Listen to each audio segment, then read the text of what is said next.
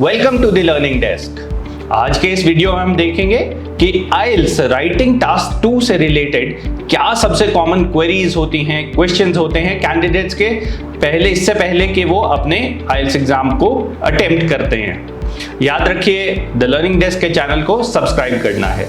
चलिए तो देखते हैं कि क्या क्वेश्चंस हैं हमारे सामने। इससे पहले कि मैं क्वेश्चंस को लूं, एक बार आपको बता देता हूं कि आइल्स राइटिंग टास्क 2 होता क्या है। आइल्स के राइटिंग एग्जाम के 2 पार्ट होते हैं, पार्ट 1 और पार्ट 2। पार्ट 1 अलग होता है एकेडमिक और जनरल के लिए, बट टास्क 2 जो होता है वो सेम होता है। इस वीडियो में हम टास्क 2 यानी एसे की बात करेंगे। इस पार्ट में आपसे क्या एक्सपेक्ट किया जाता है कि आप एक एसे लिखेंगे करीब 250 वर्ड्स का, और वो किसी भी एक टॉपिक पे होगा जो टॉपिक वहां पे दिया होगा। कई बार ओपिनियनेटेड होता है, नॉन ओपिनियनेटेड होता है, बट टिपिकली होता एसे है। और एसे की वर्ड लेंथ जैसे मैंने कहा 250 वर्ड्स। तो चलिए देखते हैं उससे रिलेटेड क्वेश्चंस क्या हैं। तो चलिए देखते हैं हमारा पहला क्वेश्चन। हमसे पूछा गया है how long does the writing task take. Writing task overall जो होता है आइल्स का writing task that is 60 minutes, but writing task 2 की अगर हम बात करते हैं यानी एसे की बात करते हैं, उसमें आपने करीब 40 मिनट्स लेने हैं। आपने 40 मिनट्स के ऊपर नहीं लेने, क्योंकि 20 मिनट हम रख रहे हैं टास्क 1 के लिए। इसके लिए 40 और उसके लिए 20 क्यों? क्योंकि इसकी जो वेटेज है वो भी ज्यादा है। इसके जो स्कोर्स हैं करीब 66% काउंट होते हैं इन दी ओवरऑल टेस्ट। इसीलिए 40 मिनट यानी 40 minutes is what you should keep for writing task 2। चलिए अगला क्वेश्चन देखते हैं क्या है हमारे पास। इसी से ही रिलेटेड है कि can I spend more than 40 minutes on my एसे।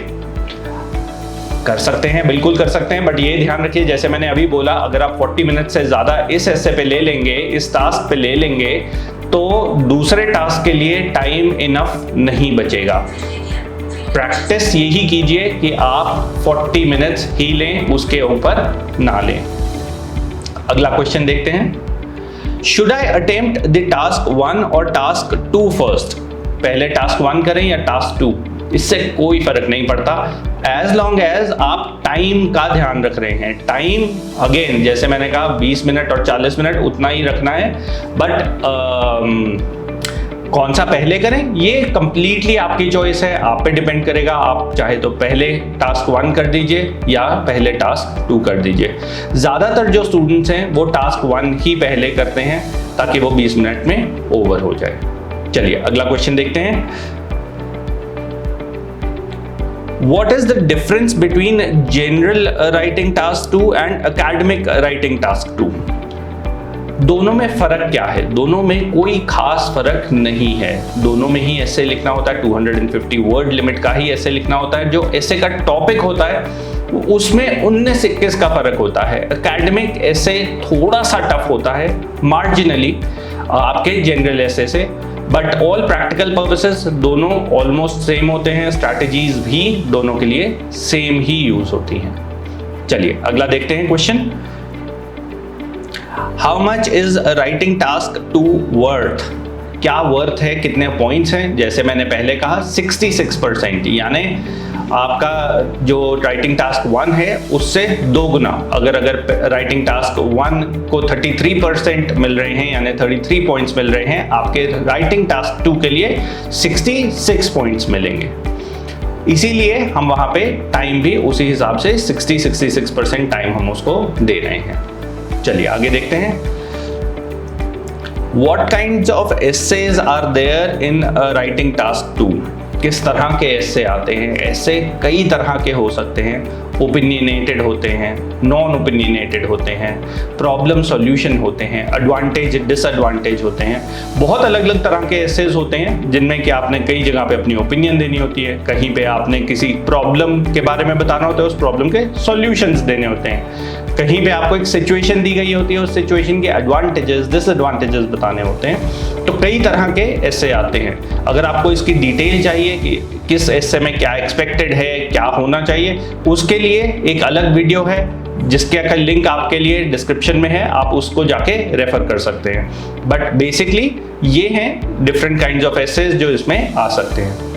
एक चीज का ध्यान रखिएगा कि नाम अलग अलग टीचर्स, अलग अलग जो कोचेस हैं वो इन एसेज को अलग अलग नाम देते हैं, बट जो टाइप है वो यही रहने वाला, यही 4-5 टाइप के एसेज ही आते हैं। चलिए अगला एसे देखते हैं, अगला क्वेश्चन देखते हैं हमारे पास क्या आया है।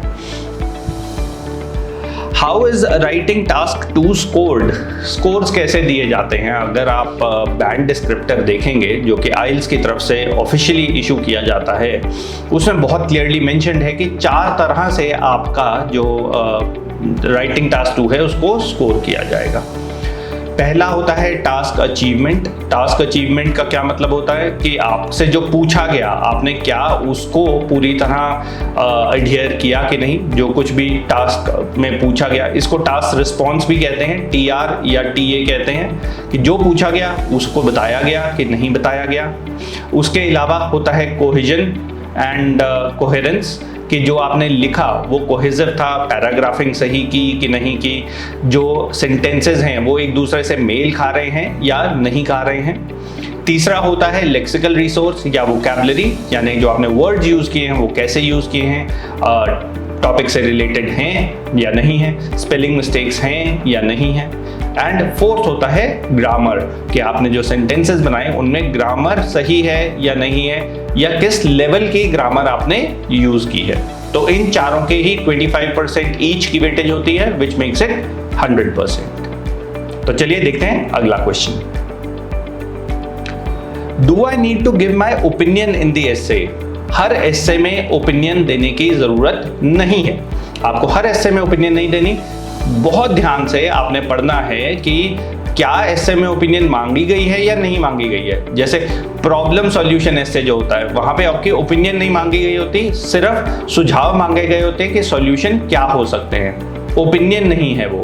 या कुछ एक एसेज में आप देखेंगे वो कहेंगे डिस्कस बोथ साइड्स, कि दोनों साइड्स आप डिस्कस कीजिए, बट वहां ये नहीं लिखा होगा व्हाट इज योर ओपिनियन, तो वहां पे ओपिनियन देने की जरूरत नहीं है। अगर कहीं पे ओपिनियन की जरूरत नहीं है और आपने ओपिनियन दे दी, तो हो सकता है कि TR यानी टास्क रिस्पॉन्स में आपके कुछ पॉइंट्स मार्क डाउन कर दिए जाएं। तो इस चीज का हमने ध्यान रखना है। अगला क्वेश्चन देखते हैं। How long should my essay be? 250 words minimum. 250 से नीचे कभी नहीं, 250 से ऊपर कितना भी हो सकता है, बट अगर आप मेरी एडवाइस माने, क्योंकि जितना हमारा एक्सपीरियंस है, जो हमारे स्टूडेंट्स को बैंड्स मिले हैं, उसके बेसिस पे मैं आपको बता सकता हूं कि करीब 270-280 से ऊपर मत जाइए। अगर आप इसके ऊपर जा रहे हैं तो आप अपना टाइम भी वेस्ट कर रहे हैं ज़्यादा लिखने में। दूसरी चीज़, आप मिस्टेक्स के चांसेस भी बढ़ा रहे हैं। तो आइडियली 250 से 280 के बीच में ही रखिए। वैसे अपर लिमिट कोई नहीं है, ऑफिशियली कोई लिमिट नहीं है, आप कितना भी लंबा लिख सकते हैं। अगला देखते हैं। What happens if I write under 250 words? अगर 250 वर्ड से कम लिखेंगे तो आपको टास्क रिस्पॉन्स में मार्क डाउन किया जाएगा। TR जो एक पैरामीटर था मार्किंग का, उसमें स्कोर डाउन किया जाएगा। तो मिनिमम 250 तो लिखने जरूरी है। अगला क्वेश्चन देखते हैं। How many paragraphs should I have? Ideal essay में आपको करीब 4 पैराग्राफ होने चाहिए, maximum 5।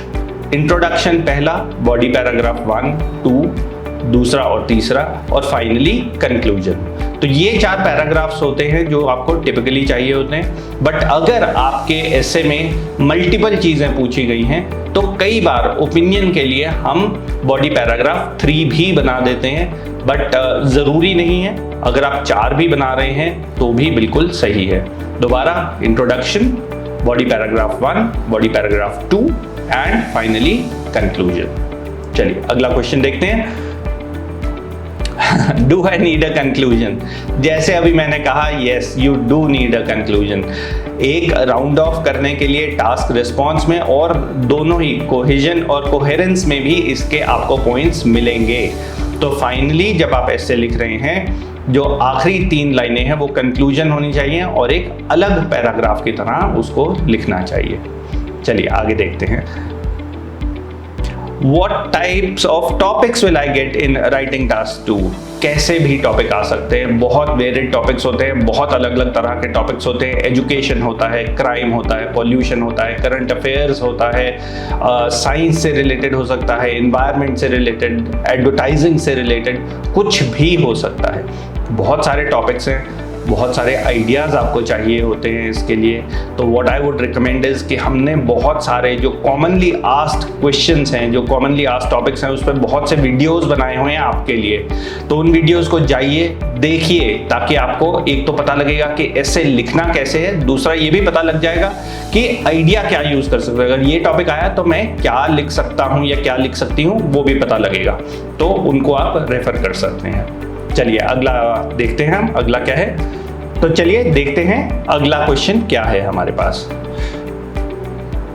Should I write the title of the essay on my answer sheet? Title लिखने की जरूरत नहीं है। आप इंट्रोडक्शन से अपना एस्से शुरू कीजिए, सीधा इंट्रोडक्शन लिखनी शुरू कीजिए। टाइटल को दोबारा लिखने की जरूरत बिल्कुल भी नहीं है। आपको जरूरत नहीं है कि आप दोबारा से टाइटल लिखें, उसकी कोई ऐसी जरूरत नहीं होती है। चलिए अगला क्वेश्चन देखते हैं। Is spelling important? Yes, spelling is very important. अगर आप स्पेलिंग में मिस्टेक करेंगे तो वोकैबुलरी वाला जो सेक्शन है, लेक्सिकल रिसोर्स वाले सेक्शन में आपको मार्क डाउन किया जाएगा। तो स्पेलिंग इज important. Is